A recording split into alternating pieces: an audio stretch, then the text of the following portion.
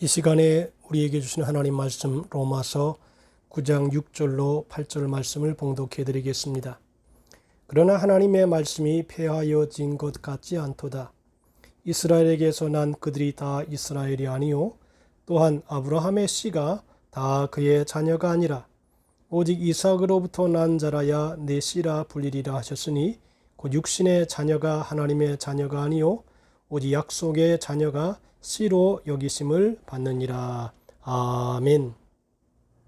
이 시간에는 읽은 본문 말씀을 중심으로 해서 약속에 대한 말씀을 전해 올리겠습니다. 바울은 권력의 구원을 위해서 거룩한 근심과 고통을 가지고 있었습니다. 자신이 저주를 받아서 그리스도에게서 끊어질지라도 구원받지 못한 동족이 구원을 받기를 원한다고 했습니다. 이스라엘은 이방인들에 비해서 하나님께 많은 특혜를 받은 민족입니다. 그들이 받은 특별한 은혜를 성경은 8가지로 정리했습니다. 이스라엘은 하나님의 양자가 되고 영광을 가지고 있으며 언약과 율법과 예배와 약속과 조상과 그리스도가 그들 중에 태어났다고 했습니다. 그러나 그들은 하나님이 보내준 메시아를 거절하여 구원받지를 못했습니다. 바울은 이 일을 생각할 때마다 마음속에 큰 고통을 느꼈습니다. 그렇다면 이스라엘은 이제 영원히 하나님으로부터 버림을 받은 것인가? 하나님의 말씀이 폐하여진 것인가? 유대인에게 준 구원과 예배와 율법과 약속이 다 없어졌는가?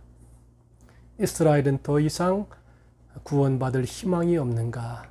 이러한 질문들에 대한 대답의 말씀입니다. 첫째로 하나님의 말씀은 폐지되지 않았다라고 하는 것입니다. 하나님의 말씀이 폐하여진 것 같지 않도다. 이스라엘에게서 난 그들이 다 이스라엘이 아니요 이스라엘이 하나님을 반역했지만 그들을 향한 하나님의 약속의 말씀은 취소되지 않았습니다. 그 이유를 설명하기를 이스라엘에게서 난 그들이 다 이스라엘이 아니라고 했습니다. 바꿔 말하면 이스라엘은 둘이 있다는 것입니다. 첫째로는 혈통을 따른 육적 이스라엘이 있고 둘째로는 약속을 받은 영적 이스라엘이 있다라고 하는 것입니다. 이스마엘은 혈통으로는 이스라엘이지만 하나님의 약속을 거부하고 하나님의 약속에서 제외가 되었습니다. 그들은 이삭처럼 약속의 자녀가 아닙니다. 메시아를 거부하고 약속에서 제외된 것입니다. 성령님을 통해 구원받은 영적 유대인이 아니라 육체 혈통으로만 유대인이었습니다. 그러므로 그들이 메시아를 거부하고 하나님의 약속에서 제외되었다고 이스라엘에 대한 하나님의 약속이 전부 취소된 것은 아닙니다. 이러한 사상은 구약에도 언급되어 있습니다. 선지자들은 이스라엘이 말씀을 떠나서 멸망당한 후에 그들 중에서 경건한 자들이 남아서 구원받게 될 것이라고 예고했습니다. 선지자들은 그들을 남은 자라고 불렀습니다. 구약시대에 많은 유대인들이 있었지만 그들 대부분은 혈통적으로만 유대인이었습니다. 이방인처럼 생각하고 이방인 같은 가치관을 가지고 살았습니다. 하나님이 구원을 약속한 사람은 이러한 육적 유대인이 아니었습니다. 하나님은 그들 중에 소수의 사람을 남겨두고 그들이 구원의 대상이 될 것이라고 했습니다. 예수님이 탄생할 때 하나님께 쓰임받은 사람은 요셉, 마리아, 엘리사벳, 사가랴, 시몬 그리고 안나 같은 선택받은 소수의 사람들이었습니다. 하나님은 이미 말씀하신 대로 이스라엘 백성 중에서 경건한 소수를 남겨두셨고 그들을 통해서 구원 사역을 완성하셨습니다. 그러므로 이스라엘이 메시아를 거부했다고 해서 유대인에 대한 하나님의 약속이 취소된 것은 아니고 하나님의 약속은 하나님의 불변의 속성상 결코 취소되거나 변하지 않았다는 것입니다. 둘째로 자녀에게는 약속의 자녀와 육신의 자녀가 있다는 것입니다. 성경은 아브라함의 씨가 다 그의 자녀가 아니라 오직 이삭으로부터 난 자라야 내 씨라 불리리라 하셨으니 곧 육신의 자녀가 하나님의 자녀가 아니요 오직 약속의 자녀가 씨로 여기심을 받느니라 했습니다. 유대인들은 아브라함의 씨라고 자신들을 주장합니다. 유대인은 아브라함의 자녀면 무조건 그의 자녀가 된다고 생각하는데 바울은 그렇게 말을 하지 않았습니다. 하나님의 영적인 이스라엘을 선택했음을 두 가지 예를 들어서 증언하고 있습니다. 첫째로 아브라함의 씨를 통해 증언하는 것입니다. 하나님은 아브라함을 통해서 낳은 자라고 그들을 모두 약속의 자녀로 인정하지 않았습니다. 믿음의 조상 아브라함에게는 여종 하갈을 통해서 낳은 이스마엘과 여주인 사라를 통해 낳은 이삭이 있었습니다. 창세기를 보면 하나님이 아브라함과 언약을 맺게 되고 사라를 통해 낳은 약속의 아들 이삭과 약속이 없이 육체를 따라 난 아들 이스마엘이 나옵니다. 하나님이 이르시되 아니라 내 아내 사라가 내게 낳은 아들을 낳으리니 너는 그 이름을 이삭이라 하라. 내가 그와 내 언약을 세우리니 그의 후손에게 영원한 언약이 되리라. 이스라엘에 대하여는 내가 네 말을 들었나니 내가 그에게 복을 주어 그를 매우 크게 생육하고 번성하게 할지라. 그가 12두령을 낳으리니 내가 그를 큰 나라가 되게 하려니와 라고 말씀했습니다. 하나님이 아브라함에게 말씀하시기를 내 아이나 내 여종으로 말미암아 근심하지 말고 사라가 내게 이른 말을 다 들으라. 이삭에게서 나는 자라야 내 씨라 부를 것임이니라. 그러나 여종의 아들도 내 씨나 내가 그러한 민족을 이루게 하리라 하신지라고 했습니다. 하나님의 나라는 하나님의 약속과 믿음으로 가는 나라입니다. 그런데 이스마엘은 아브라함의 아들은 틀림이 없지만 이스마엘과 그의 후손들을 약속의 자녀로 인정하지 않았습니다. 하나님은 오직 사라를 통해 나온 이삭만 약속의 자녀로 인정해 주었습니다. 왜 이삭만을 약속의 자녀로 인정해 주었는가 하면 아브라함과 사라가 하나님의 약속을 믿지 못하고 인간적인 꾀로 낳은 아들이었기 때문입니다. 하나님의 약속을 포기하고 인간적으로 낳았기에 약속의 자녀로 인정하지 않았습니다. 그러므로 하나님은 아브라함에게 이렇게 말씀했습니다. 약속의 말씀은 이것이니 명년 이때에 내가 이르리니 사라에게 아들이 있으리라 하심이라. 사라가 아들을 낳을 것이라고 하나님은 약속했습니다. 이처럼 약속을 붙드는 게 신앙이지 인간의 노력이나 행동이나 꾀가 신앙이 아니라고 하는 것입니다. 하나님의 축복은 인간의 혈통이 아니라 약속을 따라 이루어짐을 잘 보여주고 있습니다. 하나님은 사라가 이삭을 낳은 후에 아브라함에게 이렇게 말씀했습니다. 그가 아브라함에게 이르되 이 여종과 그 아들을 내어 쫓으라.